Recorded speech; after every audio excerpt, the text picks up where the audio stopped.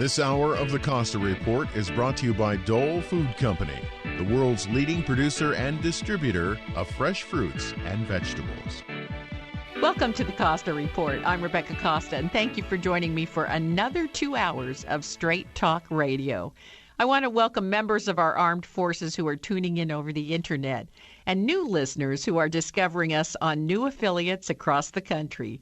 Thank you for catapulting the Costa Report to one of the fastest growing news programs in the United States and for being with us again today.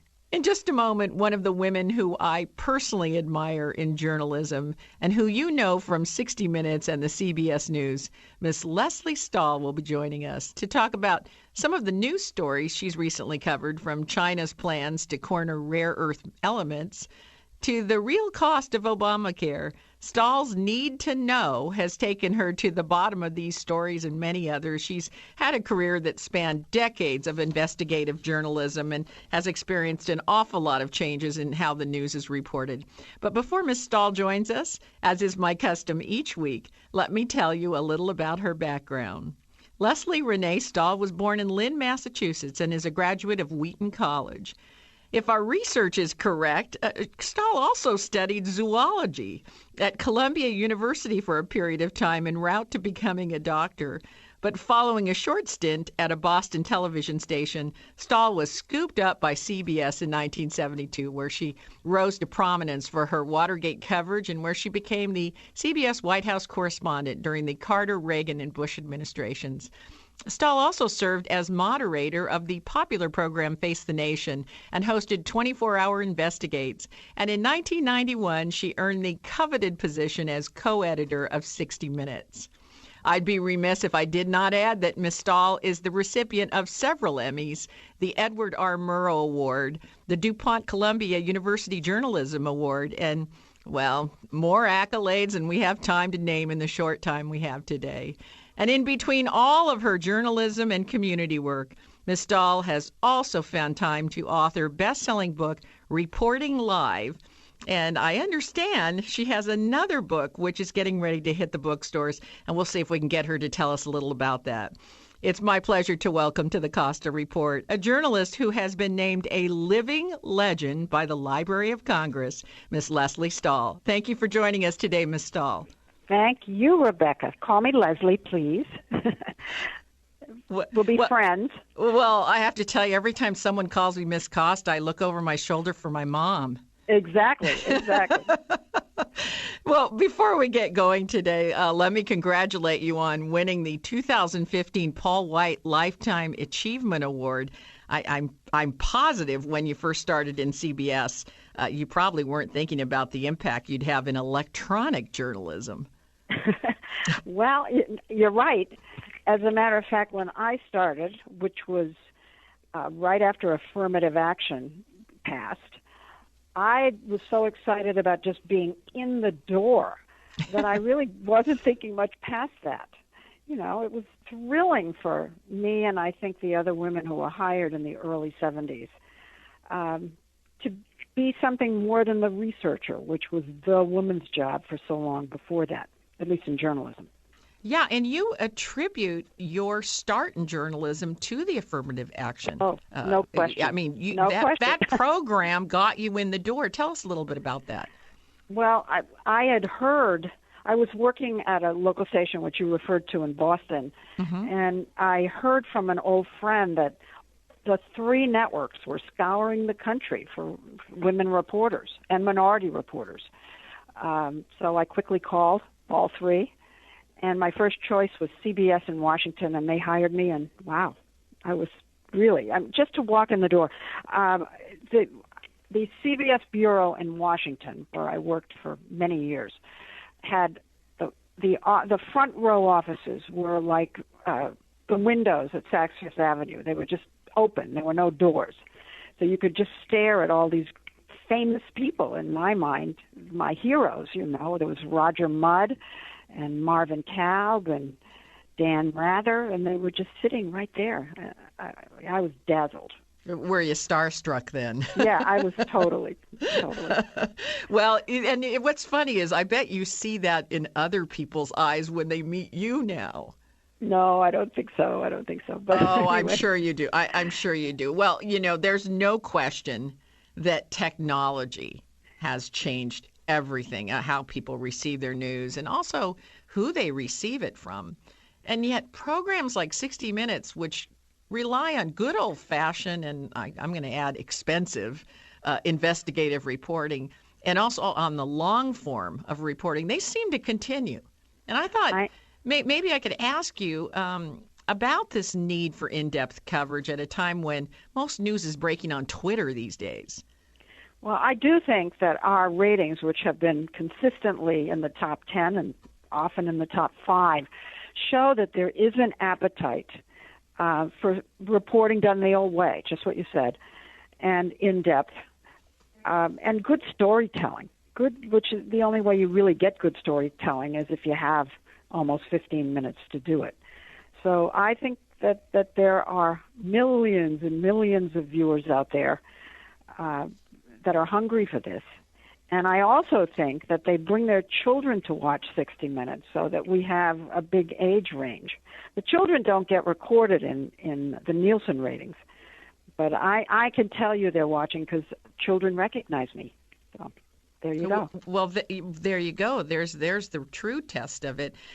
And yet the networks don't seem to put stock in the long form as much. I mean, you've got Charlie Rose, you got 60 Minutes, you got only a handful of programs that really go in depth. I know. And they don't have confidence in it. We have our little protected time period on Sunday at 7, and it's kind of a precious little spot. We're very lucky because we often have a sports lead-in, and our audiences get very puffed up when we have a big football game or a big golf match before us. Mm-hmm. Mm-hmm. Yeah. Absolutely. This immediacy and this convenience of the digital age, it also has in some ways affected the camaraderie amongst reporters. I was going back over some old material, and I was realizing that the first women who were allowed in the newsroom, like Cokie Roberts and Barbara Walters, yourself, used to meet once a month for lunch to try to benefit from each other's experiences, and those relationships have lasted throughout your whole life. But nowadays, it seems like there's sort of that connective tissue is missing. Really? No, I don't feel that. I don't Really? feel that. Yeah, but let's go back to camaraderie for a minute. Yeah. And then I'll bring you up to friendships today. When television came along, I think that a lot of the old print reporters felt that television was disrupting the camaraderie because their deadlines were 11 o'clock at night. So they often had dinner together. They often went out for a drink afterward. And a lot of the sitting around with sources happened late at night in bars and places like that. Along came television. Our deadline was 6:30 at night, right? And a lot of us went home to have dinner with our families. And I remember reporters on the first campaign I went out to cover for CBS, which was 1976. And the print reporters were complaining because now the campaigns were gearing their whole rhythm not to them, the print people, but to us, the television people. And they were livid that we were changing the rhythm of things. Mm-hmm. Then after, our style got accepted as the style, along came cable. And there was no deadline, the 24 hours. And I remember being upset myself that they were upsetting the apple cart. I know. And now the thing is that there's no time to think. You hear something and boom, it goes right out. But I find that if there's a newsroom, that if people actually go into a newsroom, whether it's a digital newsroom or whatever, they actually physically present themselves, and there are going to be friendships because reporters love to be with other reporters. They do, and that's the whole thing. If you're face-to-face with someone, that relationship is going to happen, but not necessarily over email or Twitter. Right. Now, we have to go to our first break. When we come back, we'll see if we can get some of the backstory behind some of the recent stories Miss Stahl's covered. You're listening to the Costa Report. Hi, I'm Amy Tobin, cookbook author and culinary expert. Strawberries, blueberries, blackberries, and raspberries. Dole has a bounty of berries ripe for the picking. Fresh berries are not only delicious, but some of the most powerful disease-fighting foods available. Researchers have found that berries have some of the highest antioxidant levels of any fresh fruits. So add a handful or two of your favorite berries to your next meal and enjoy their nutritional benefits and natural sweetness in all of your dishes, from salads to desserts and everything in between. For fresh tips and ideas from Dole's berry experts, visit berries.dole.com. And be sure to check out the pages of mouth-watering recipes. Whether it's a sweet and savory blueberry cranberry chicken salad or a simple strawberry sorbet, Dole has the perfect berry to inspire your next berrylicious dish. If you're wondering what to do with all that data you're creating, do I have an offer for you? Tableau is drag-and-drop software that people of any skill level can use to analyze and turn data into something actionable. That's right, I said actionable. And isn't that what all that data is for? With Tableau, you can connect to any data in virtually any format and visualize it on the fly. Databases, spreadsheets, even big data sources are instantly combined into usable charts, graphs, reports, and dashboards. People can analyze data and drag and drop at 10 times the speed of a traditional business intelligence system. But the most impressive thing about Tableau is that anyone can use it. And just to prove the point, you can get a free 14-day trial from Tableau just by mentioning you heard this ad. But do it now, because this offer won't last. For your free 14-day trial, visit Tableau at tableau.com/Costa. That's tableau.com/Costa. Tableau software. What's your data trying to tell you? Hey guys, Will Durst here with a few choice words about the new Pope who is driving Republicans crazier than Mike Huckabee and Pat Robertson dancing on a gay pride parade float. Just in general for his commie pinko yell rat bastard predilection for focusing on compassion for the poor, but specifically for his new tree-hugging encyclical. An encyclical may sound like half an encyclopedia, or what happens when a bicycle pushes the edge of the envelope, but in reality, it is the most authoritative statement a pope can give without stamping it infallible, which is a possibility if they really want to make a stink. In his first solo treatise called Laudato Si, or Be Praised, Pope Francis called on Catholics to make safeguarding the environment and battling climate change an urgent priority and actually couches saving the planet in moral terms, which to the GOP is like waving a red flag in front of a bull, papal or otherwise. This move into the field of environmentalism has prompted some to call him the Green Pope, but conservatives are more and more referring to him as Comrade Francis, the Red Pope. But hey, wasn't there another Christian guy who focused on the problems of the poor? What was his name? Oh yeah, Christ. Rick Santorum, a Catholic, objected to the paper, saying we should leave science to the scientists. And then what? Ignore them? Santorum, as you know, is the guy who doesn't believe in evolution, and ironically, he is his own best argument. The Pope is going to have to be more circumspect with all this helping of the least fortunate, lest he become a whipping boy for the party of camels passing through the eye of needles. They could very well start blaming him for illegal immigration, Hillary's emails, and Benghazi. For KSCO Radio, I'm Will Durst.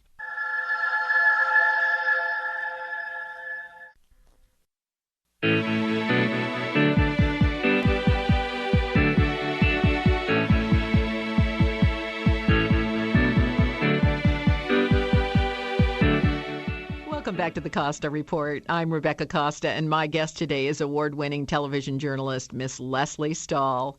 Now, there's no question your work at CBS has led to some remarkable stories. So let's talk about some of the recent headlines. Has there been a piece in the last few months that really surprised you or caught you off guard? You mean that I went off to do, and in the middle of it, it changed direction, that kind of thing? Yeah, where you just said, wow, where is this going? I didn't expect this.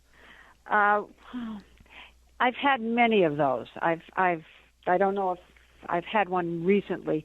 One of the reasons all our stories don't present that kind of wow turn is because we do so much research before we go out to actually film the story.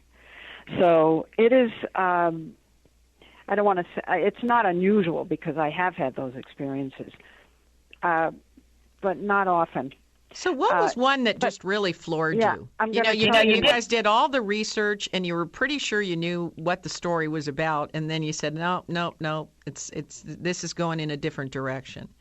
Right. This was a story I did fairly early on in my time at 60 Minutes. It was about spending on education.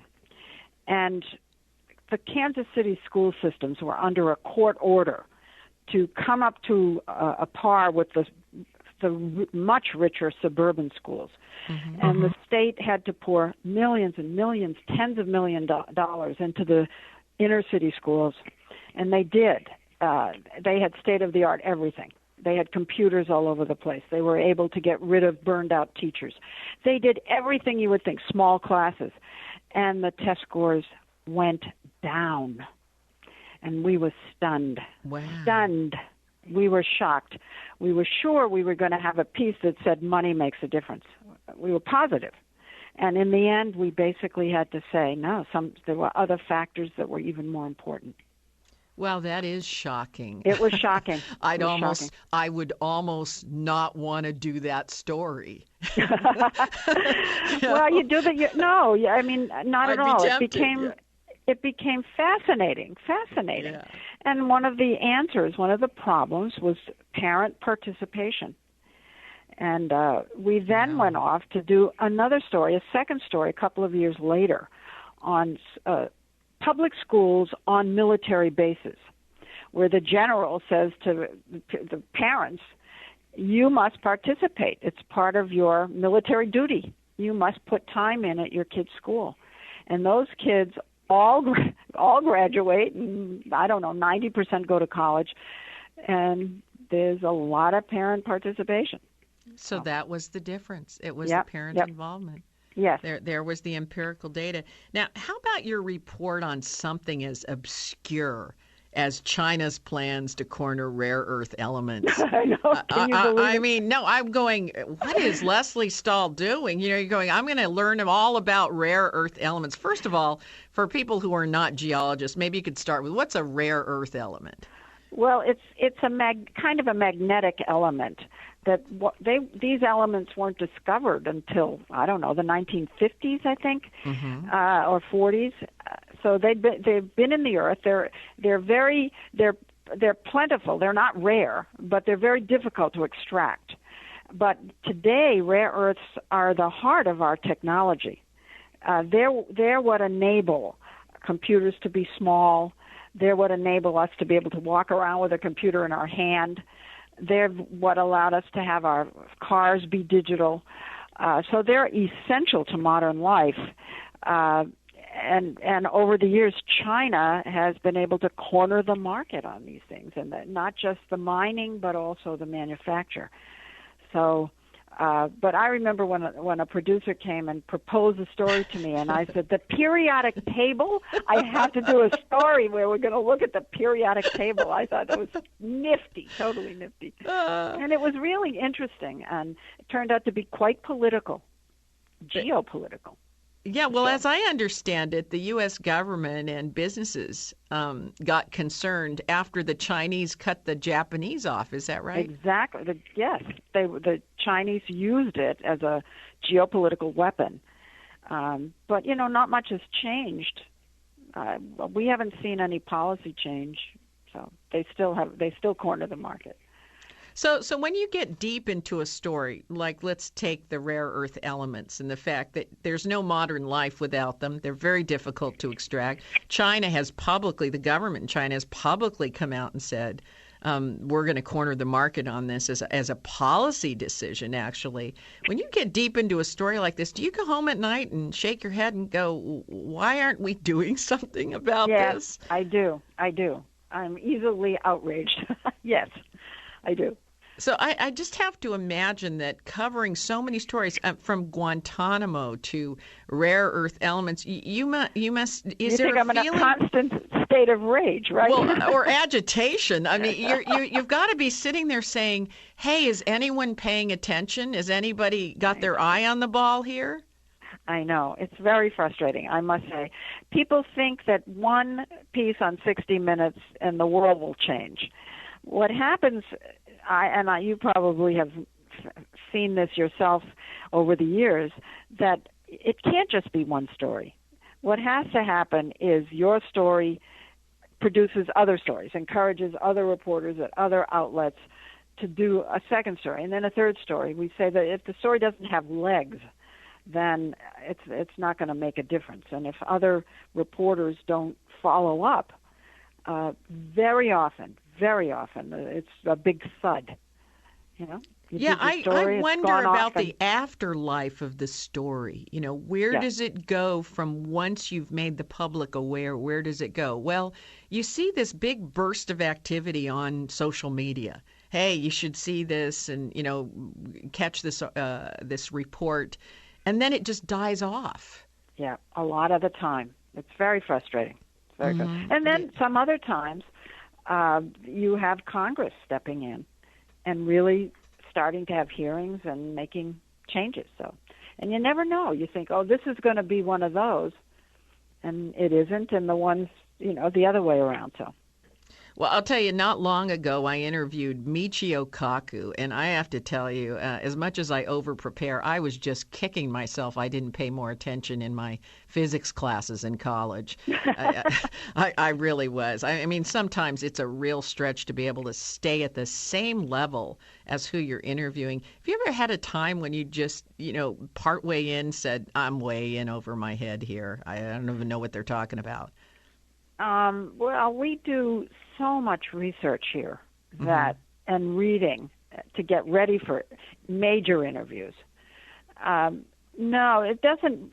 We just really study, and sometimes we talk to people at that level on the phone and say, if I ask this, what will he or she say? And then, what would your comeback be? We do a lot of pre-work.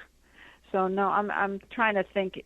It really shows. I mean, and in some ways, that's the difference between radio and television. In television, you really do have staff, and you can really go prepare in advance. Fantastic. On radio, we're doing everything by a shoestring here. And half the time, I'm trying to, check facts while the interview's going on. So it gets pretty challenging. Yeah. So we have to take another short break. Stay right where you are. We'll be right back with more from Lesley Stahl. You're listening to the Costa Report.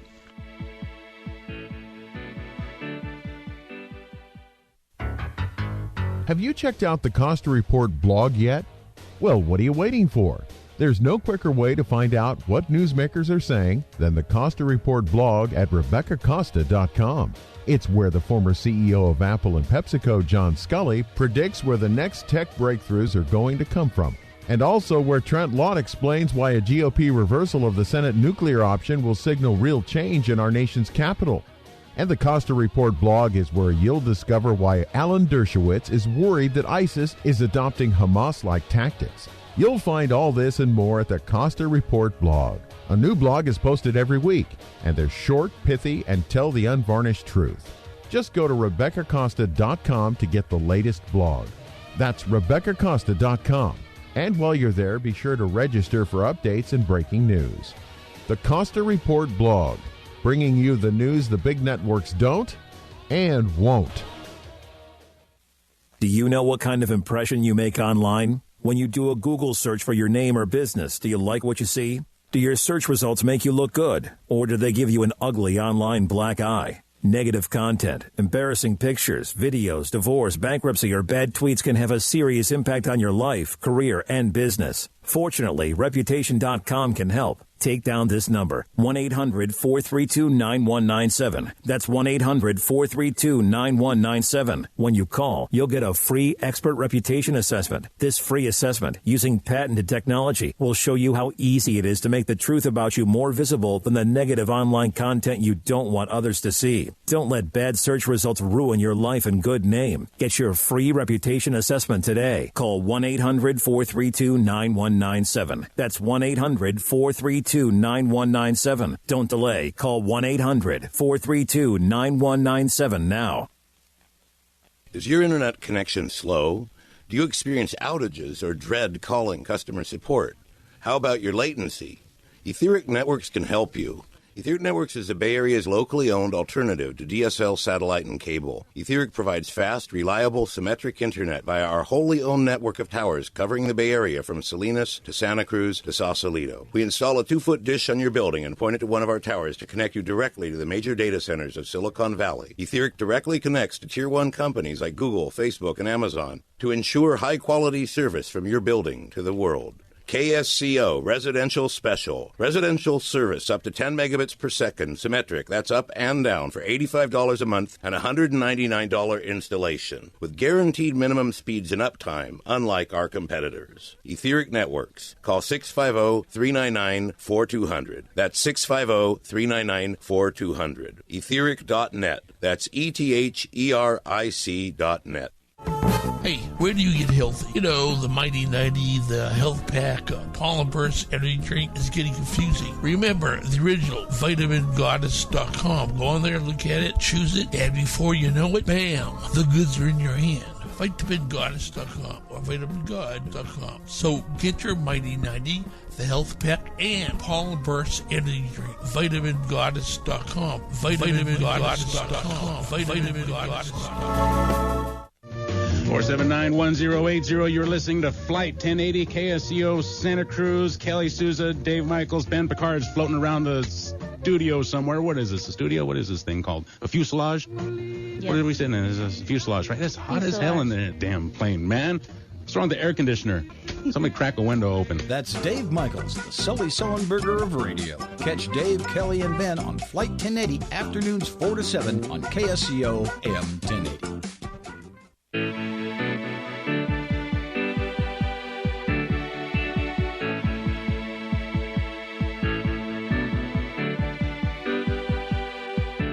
Welcome back to the Costa Report. I'm Rebecca Costa, and if you're just joining us, my guest today is acclaimed journalist Lesley Stahl. Now, we just had the Supreme Court uphold the Affordable Care Act, and you did a piece earlier this year called Dissecting Obamacare.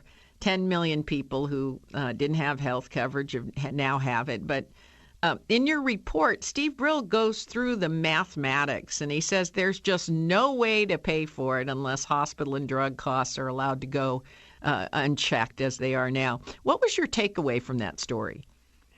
Well, that Obamacare has, according to Steve, and we were really basically doing a piece on his book, that while it's brought millions and millions of uninsured into the system so that they are now insured, that the downside is that it is not controlling costs. And it's a big downside. And he felt that unless Congress undid its law that hospitals and doctors cannot negotiate prices down for Medicare patients, it's still the costs are going to continue to spiral. Drug prices in other countries are half what they are here for exactly the same drug, because people in those countries, I mean almost every other country, are allowed to negotiate for lower prices. Congress passed a law for because pharma wanted it, I guess. Yeah, that's what I'm curious about, and I didn't really completely understand in the story. Why didn't we make an attempt to control costs? It seems like that's the opposite side of the coin, right? One is you give people the health care. The second is you want to bring costs down. Well, because pharma, the drug industry, was at the table when the laws were written. And they were on the side. They wanted very much to have the drug companies support the Affordable Care Act. So there were these compromises that were made, and this was a big one. That you can't negotiate lower prices for Medicare patients. Yeah, that just seems to put us into more and more debt. I mean, we're already looking at maybe $20 trillion next year. And that number we don't even have any economic models to deal with that number. So it's kind of a frightening thought that we give people health care that we potentially the cost gets so out of control we can't pay for. Well, I've been covering budget deficit issues. Gosh, I don't want to admit how many years. Every year as a White House correspondent, we covered the budget, and every year the deficit went up, every single solitary year. So except when Clinton was president, I didn't cover the White House, but, I mean, the general trend line has been up, and it continues to be up. That's it. And yet you're kind of a optimistic, energetic person. I am, of course. I'm just trying to figure that out. Every year you go in, and every year they deal with the same issues. You mean banging my head on the wall? Well, I mean, and here comes the new boss, just like the old boss, and and they go, we're going to attack these things. Here's my program, and when you were there covering for CBS. Did you ever get to a point to say, hey, which one of these fellas or women are going to really jump on this and actually do something? Well, I'm at the point where I think our system just isn't working at all, the system of government. Polarization has made it infinitely more difficult, but I've been thinking it for many, many years. And we never tweak the system itself. We never say, oh, well, we have so many new technologies. We ought to make some adjustments to allow for that. We don't even do that. So unless it didn't evolve, is what you're saying, is we haven't evolved with the times. Correct. And we're seeing the symptoms of that. Exactly. But there's another thing, too. We were talking earlier about you getting together with the first women that were allowed in the newsroom for that monthly lunch, and nobody would even miss it because it was so helpful and so reinforcing. I remember a time, and I'm really dating myself here, but I remember a time when the left and the right, even if you disagreed on the floor, you went to each other's houses for barbecues. Your kids were in the same school, and you kept running into each other, and just as many deals got brokered over a hot dog and a beer than ever did, in the in official offices. But I don't see a lot of that anymore. Well, in a lot of cases, the families didn't move to Washington. They used to. It was much more difficult for a congressman or a senator to get home. So he brought his family to Washington. Mm-hmm. Now the commuting is, I guess, easier. I don't know. But they don't bring their families for the most part. And if you don't have families, you're not going to have those kind of parties. So you're right. A lot of the sort of the oil that used to grease the wheels has dried up. That social life is right. Right, and that kind of kept, a lid on polarization. You can disagree all you want, but if you have to spend 3 hours at a kid's birthday party together, I guess you're going to talk about something. Right, exactly. Other wives get to be friends, and there you are. Yeah. Right, and I worry about. I think a lot of Washington worked because of women. And you mentioned that that I'm very friendly with Cokie Roberts. Yes. Cokie has written a new book about women during the Civil War, women in Washington during the Civil War. And it is fascinating. It's all about how the women exerted power, working behind the men for the most part, but nevertheless being incredibly influential and powerful. The women used to march into the White House and go talk to Abraham Lincoln, the women. Just march right in there and give them a piece of their mind. And if they're not bringing their wives to Washington, you can see how a lot of that breaks down.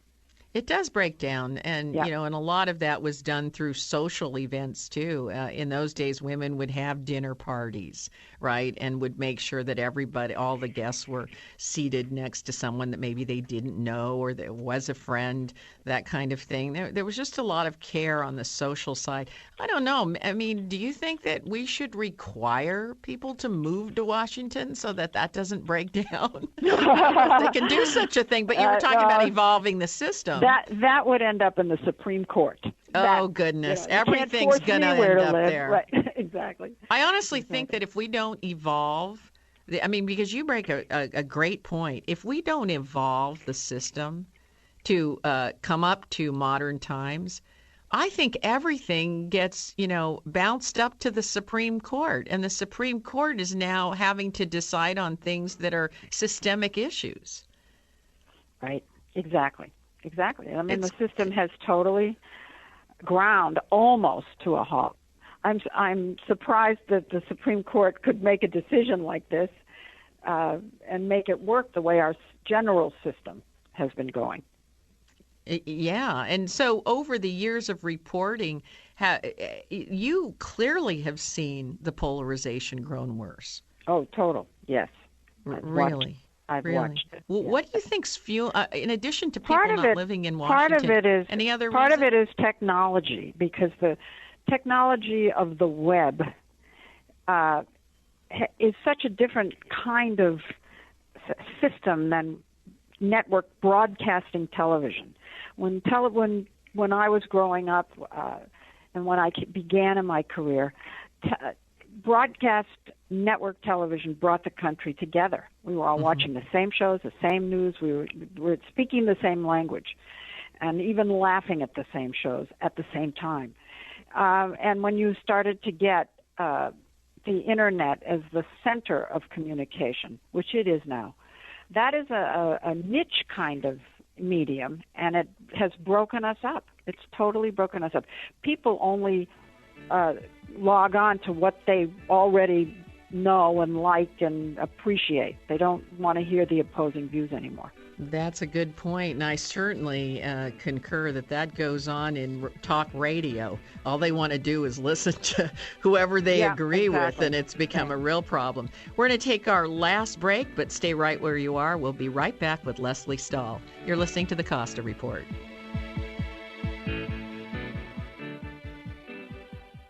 If you're wondering what to do with all that data you're creating, do I have an offer for you? Tableau is drag-and-drop software that people of any skill level can use to analyze and turn data into something actionable. That's right, I said actionable. And isn't that what all that data is for? With Tableau, you can connect to any data in virtually any format and visualize it on the fly. Databases, spreadsheets, even big data sources are instantly combined into usable charts, graphs, reports, and dashboards. People can analyze data and drag and drop at 10 times the speed of a traditional business intelligence system. But the most impressive thing about Tableau is that anyone can use it. And just to prove the point, you can get a free 14-day trial from Tableau just by mentioning you heard this ad. But do it now, because this offer won't last. For your free 14-day trial, visit Tableau at tableau.com/Costa. That's tableau.com/Costa. Tableau software. What's your data trying to tell you?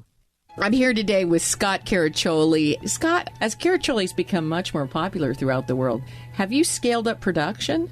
No, we're always going to stay small. We make about 3,500 cases total a year. About 1,000 of those are still wine. About 2,500 of them are sparkling wine. And we only make 2 sparkling wines, a Brut Rosé and a Brut Cuvée. And really being able to focus on such a small set of wines in our portfolio and 2 varietals gives us the opportunity to really perfect what we're doing and develop programming that doesn't get distracted and is really just focused on exactly what we want to produce, which is vintage method Champenois bubbles out of the Santa Lucia Highlands year after year.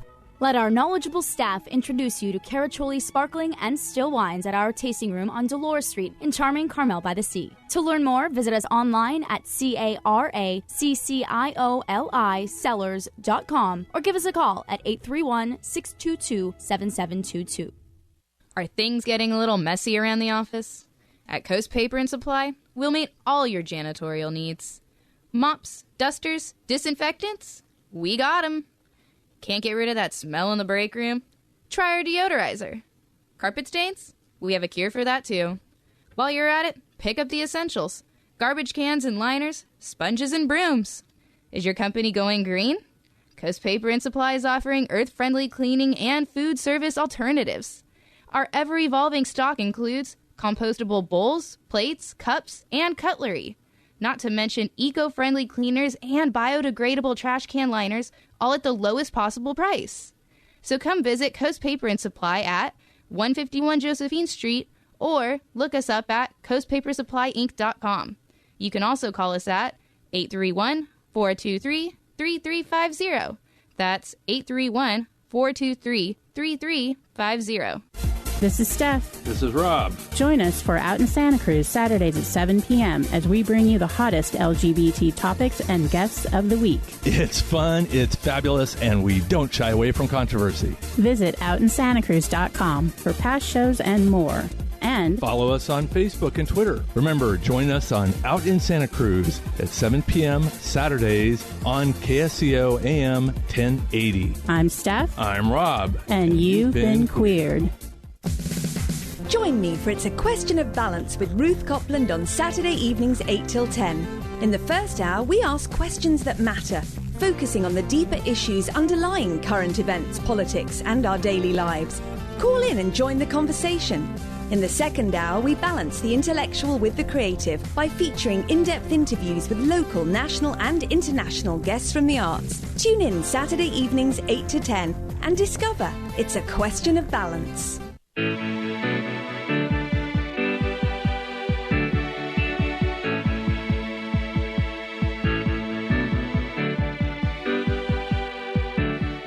Welcome back to the Costa Report. I'm Rebecca Costa, and my guest today is Lesley Stahl. And before we went to break, you brought up the point that people now search out programs which agree with them. And along those lines, I wonder if some of the hosts and specifically the programs with cherry pick the facts to forward an agenda, but they make it look and sound like news. Do you feel that that's damaged journalism in some way? Yeah, I think that we all get put into a sort of salad bowl. We're all media. And, I think that I'm media and they're media, so, yeah. But I think that the whole thing is being fueled by the technology itself, the way you can find anything you want online. And the way you just put blinders on when you're looking at the machine or the thing in your hand, you don't look up, you look down, and it's just making us more isolated as people and narrowing, I think, our views. I really think it is the technology itself. One of the things that makes such a great journalist is critical thinking. And it's a big hot topic for me because I agree with you. I think that, no matter what your position is, you can find something on the internet to agree with you, even if it's just wrong. and I'm troubled by that because I don't see people, using critical thinking to take a look at what they're fed on the internet or even what they're fed on. Talk radio is the biggest offender. Let me be the first to say it. Well, here we are on talk radio. I know, but normally you know talk radio. I mean, it's hours and hours of people just presenting opinions as though they're facts, and it's the reason I went to radio. I thought this is ridiculous. I have never heard of somebody being able to talk for 3 hours and never mention a single empirical fact. It's alarming. Where should people go to get those facts? I mean, you have a staff. They should watch 60 Minutes. What do you mean? Where should they go? Of course, 60 Minutes and listen to the Costa Report, right? And bring your children in and have them watch because it really is it is a family show. So there you go. It is. So I'm doing all right. my little ad here. I like that. And I tell you, I've been watching 60 Minutes, for years and years and years. Actually, our whole family used to watch it. To your point, see? My dad liked to have discussions afterwards with us kids, and it really helped that critical thinking. In all of us, because my dad was one of these fellows who could take any position and enjoyed doing so. So we had a lot of discussion back and forth. So knowing what you know, the conditions at Guantanamo, gaps in homeland security, rare earth element monopolies, rising health care costs, what keeps Lesley Stahl awake at night? Well, I think some of the things we've been talking about. I do worry about that our government systems are not smooth running and things get clogged up and not done, and there's a lot of ugliness amongst our leaders. There's a sadness to it. And I'm not sure I worry about that as much as I'm just perplexed by it. Mm-hmm. And, of course, the world is such a dangerous place today. Terrorism, all kinds of different kinds of terrorism. The New York Times, I think it was a lead story today, saying that there's more domestic terrorism than there is jihad terrorism. So, I don't know. Yeah, I think that there's a lot that's wonderful. So I don't want to be all negative. So ask me what I like. But I asked you, what keeps you up at night, and I think it's, I think there are a lot of people listening today who are nodding their heads and saying, I'm worried too. I see a very violent world, an unstable world, and I certainly don't want to leave that behind for my kids. I remember. Yeah. I remember when the Cold War was coming to an end. This echoes in my head. I'm always coming back to this. It was, I want to say sometime in the mid-'80s. Mm-hmm. And I think George Herbert Walker Bush was president. And the Cold War was ending. The Berlin Wall had come down and the Cold War was ending. And I went on a trip to Russia, and a man named Georgy Arbatov, who was had been close to Gorbachev, the head of the Soviet Union at the time, met with a group of us. And he said, your country's going to have a terrible time because you are organized around us as your enemy. Mm-hmm. And everything in your life is us as the enemy, and you're not going to have an enemy anymore. And you're not going to know what to do. You're not going to know who you are. And I watched it play out a little bit. And I'm haunted by that. I think of it all the time. We don't, we're not organized around a common problem. And maybe that's also part of what's happened. I don't know. I just remember it so vividly. People tell me lots of things, but that one really stuck with me. Yeah, and I think there's proof a lot of that was 9/11. After 9/11, we all came together. And then, but it hasn't helped to keep us together. Yeah, absolutely. So, maybe we do need that rallying cry. Now, rumor has it you've got another book coming out. Can you tell us anything about that book? No, I'm not talking about it yet, but it'll come out in less than a year. And I'm still working on it.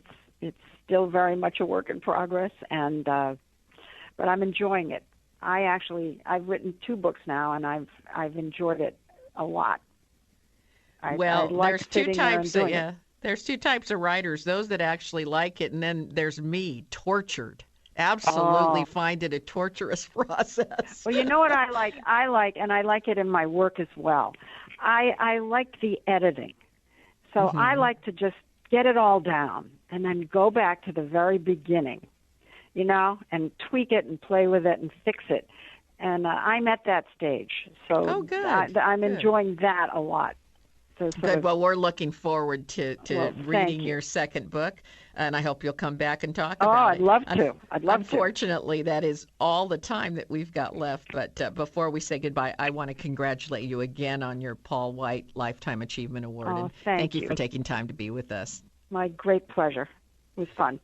If your station is leaving us after the first hour and you have a question or a comment to make about our interview with Lesley Stahl, you can email me at RebeccaCosta.com or drop me a note on Facebook, Twitter, LinkedIn. And if you missed the full interview with Ms. Stahl or any of our other previous guests, remember you can download episodes of the Costa Report from our website at RebeccaCosta.com, also Apple iTunes, Podbean, and our YouTube channel. And don't forget to catch our weekly blog, which you'll also find at the website.